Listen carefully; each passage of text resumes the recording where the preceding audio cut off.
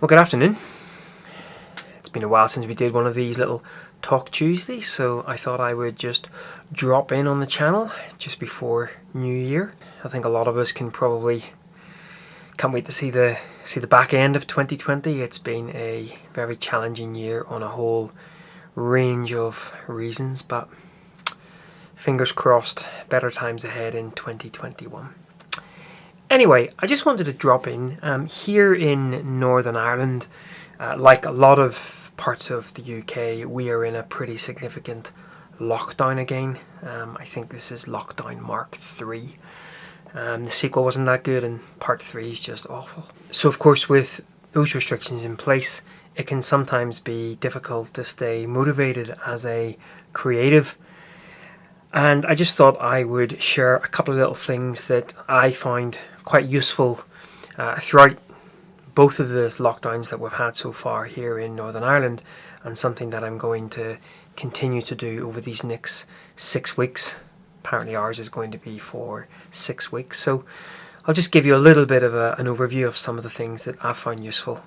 Perhaps you'll find some use in those as well.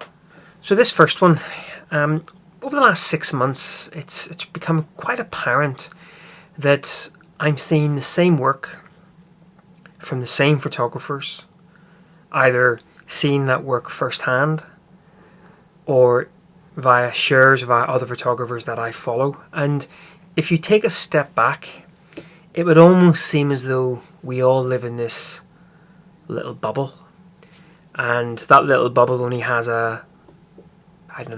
40 or 50 photographers in it, and you see the same names popping up time and time again, the same photographers. Now again, this is nothing against those photographers, some fantastic work out there, but it's the same photographers, the same work being shared. And I think that in part is because of our laziness.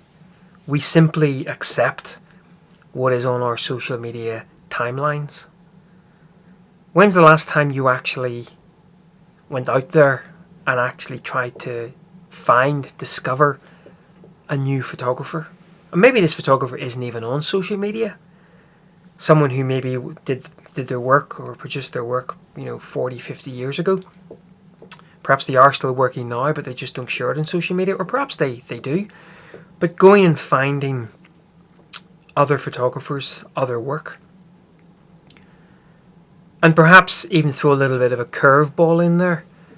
And rather than just look for, so you're a landscape photographer, just look for landscape photographers. Go and find some street photographers that you really admire, you really enjoy their work. Some still life photographers, just something that will throw a little bit of something different. Bored's the wrong word, but just we see the same work from the same people time and time again, and through no fault of that photographer themselves, maybe we just become quite, oh look, it's another misty tree from that same photographer. Oh look, it's another epic sunrise from atop a Munro in Scotland from the same photographer or from the same photographers. And again, this is nothing against that photographer's work, but just something to kind of mix it up a little bit, and certainly looking at discovering new photographers' work and trying to inject a little bit of inspiration in our own journey. And then when you have discovered a new photographer, and in fact this applies to new photographers but also those that you're currently following, don't just leave it as a follow on social media. Don't just leave it as a like or two. How about going and finding their website, grabbing yourself a cup of tea, glass of wine, wee dram, whatever, and sitting down on a big screen and actually going through that photographer's work. Look at their work on social media, look at their work on their blogs, on their websites. Are they a blogger? Look at their blogs as well. Really spend time consuming, take time on each image, on each project, and take it even a step further. Why not reach out to them? Yes, leave a comment, and I'll talk about that in a moment. Leave a comment more than just a simple like, but drop them an email. If this photographer that you're following is work that you really enjoy, drop them an email. Now, there's a very good chance that they may not get back to you, especially if they're quite busy with other bits and pieces going on, but just take the time to reach out to them. Trust me, communication, contact is worth 1,000 times more than a double click, heart, like, whatever on social media.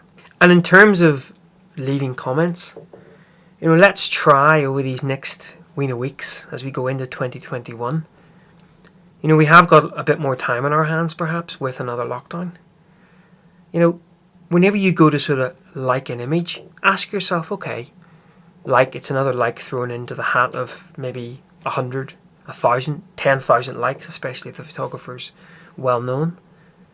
But take time to actually comment on the work, and don't just put, awesome work, dude, killer, banger. Banger. Oh, there's a word that should be cast aside as we go into 2021. Take time to consider the image.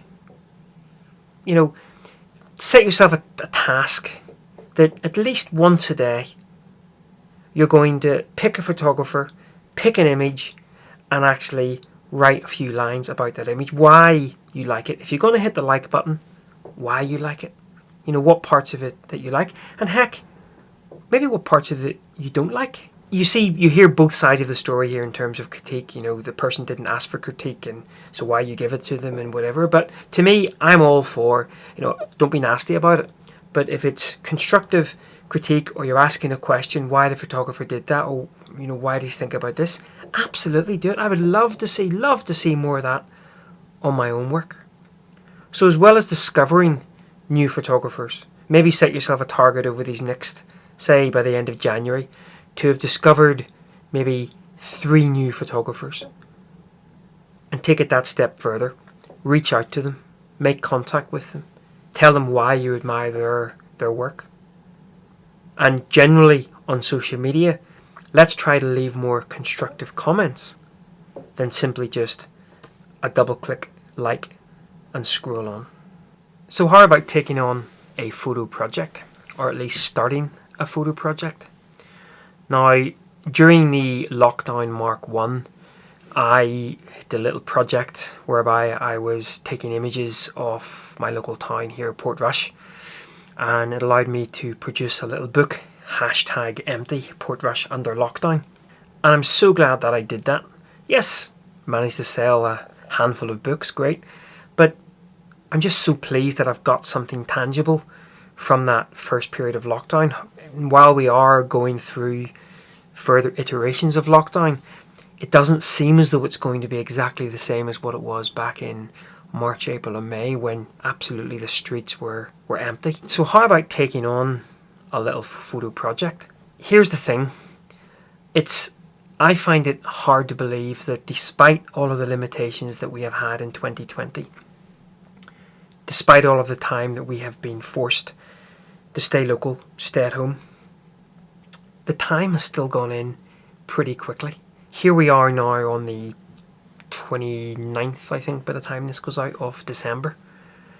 It seems like no time at all that I was kind of starting to look at the news going, back in mid-February, this could turn into something a bit nasty. The year has just flown by, and that gets me thinking, I wonder what else I could have achieved from a photographic project point of view in that time. And of course, because we are a bit more locked down, staying local, or at least we should be, it perhaps gives us the opportunity to work on a project that perhaps we wouldn't have even given the light of day had we been off doing our own normal thing. Something in your own town, in your own village, in your own city. Heck, something in your own garden. Something with your own family. Just working on a little project. And as I spoke about in a previous vlog, one of the things I love about projects is they give me a real kind of kick up the backside to get out there and shoot. even when it looks like the light perhaps isn't conducive to standard, say, landscape photography. And that's certainly something that I'm sort of doing over this lockdown period, and certainly something that I'm going to be doing more in 2021. You know, the individual image for sure will still feature, but I'm really going to start working on a couple of different longer term projects. So, and that's the other thing about the other great thing about a project. It doesn't have to be this long drawn out multi-year thing. Great if it is, but it can be a day, a week, a weekend. So yeah, perhaps consider taking on a project with the idea being that perhaps you've even completed it by the time we're all allowed back out to play again. Well, here we are the next day. Hence the reason for a change of clothes. Time got away from me yesterday, so finishing up this vlog on a separate day. So these next few things, I guess, can all be sort of bulked into one, and that's a little bit of housekeeping, a little bit of admin. How about taking the time to refresh your website? Even just going in and moving off some old images, bringing up some new images. We're obviously so used to posting our stuff onto social media feeds, Instagram, Twitter and Facebook and what have you. I think our own blogs on our own websites get neglected from time to time. And let's face it, that's the only space that we really truly own. You know, if Instagram came in tomorrow and said, that's it, we're only ever going to allow square format images and you can't post bars down the side, nothing, square format, that's all you can do. You know, would that impact the viewing pleasure of your images? In fact, it's funny actually how much limitations we accept in the posting on social media, not least Instagram. But we still accept it, that, okay, it's not ideal. And Twitter as well, you know, the Twitter cropper lottery, as I like to call it. Who knows how a portrait image is going to be viewed, but we still accept it because we want to put our images out there. Whereas actually on our own website, be that, you know, a free website or something on Squarespace, not sponsored by Squarespace, where you can actually have full control over how your images are viewed and consumed. So why not make 2021? You may say, well, who's going to be looking at our images? Well, what did I just say? Let's try to get more people off of social media and looking at people's blogs again, looking at people's websites, taking time to really look at projects and images that are hanging together. And you have that opportunity. Put your images in a sequential or in a sequence that actually works best. So I'm certainly going to be taking a look. At the moment, I've just got a Squarespace, a WordPress site.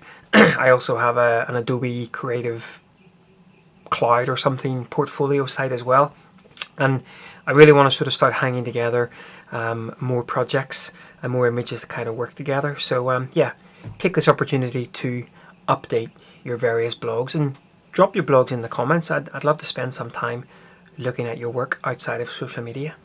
How about going back in and reprocessing some of your older images? You know, one of the things that I make sure that I'm doing is not getting rid of any of my raw files unless they're raw files that, you know, clearly there's a technical flaw with them or a significant compositional flaw with them. Yeah, I do get rid of quite a lot of those. You know, the editing software is updated on a regular basis and new players come to the table all the time. And certainly with the likes of, I'm a Lightroom and Photoshop user, and I've noticed over time that the technology to do even things like the HDR blending, the multiple exposure blending, has come on leaps and bounds.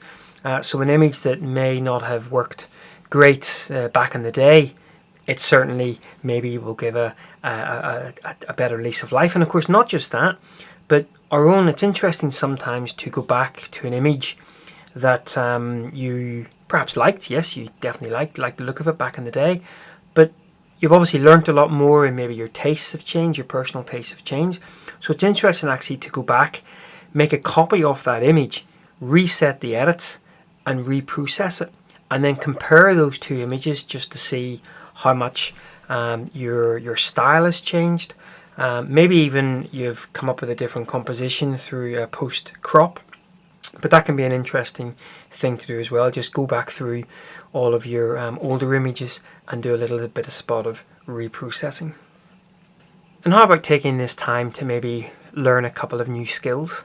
Even just learn one new skill, be that a new skill in video editing. That's certainly something that over these next 6 weeks I'm using at the moment DaVinci Resolve to put these vlogs together. And at the moment I haven't really been making use of a lot of the additional features that DaVinci Resolve gives me over on top of what I was using before, iMovie. And that's really just down to a lack of knowledge in some of those areas. Now, YouTube is a phenomenal resource for learning. And if you just type in DaVinci Resolve, editing skills, whatever, or you're using Premiere Pro or whatever. And so I've set myself a little target to see whether I can pick up a couple of additional skills in DaVinci Resolve. Also in Photoshop. I use Photoshop about 20% of the time, mainly just to finish images off. But I do love the power that Photoshop brings. But don't get me wrong, Lightroom is a fantastic tool as well. But I really do love the power that Photoshop has. And I say I'm only using about 20%, not even, probably about 10% of the potential power that it has. So again, I've set myself a little target to see whether I can pick up a couple of new Photoshop skills as well. So don't try to pick up too many, just pick one or two and say, you know what, I've got a little bit of time in my hands now, a little bit of time at home, and how about picking up a couple of additional skills. And then finally, a little bit of content consumption. Podcasts, and I think I've mentioned this a couple of times before, one of my Something for the Weekend, Sir magazines. I'm a subscriber to On Landscape. In fact, it's the only photography magazine now that I subscribe to. Has always maintained ad-free, pretty much. I think it's 100% ad-free, actually, come to think of it. And funny enough, I've used lockdown to go back through.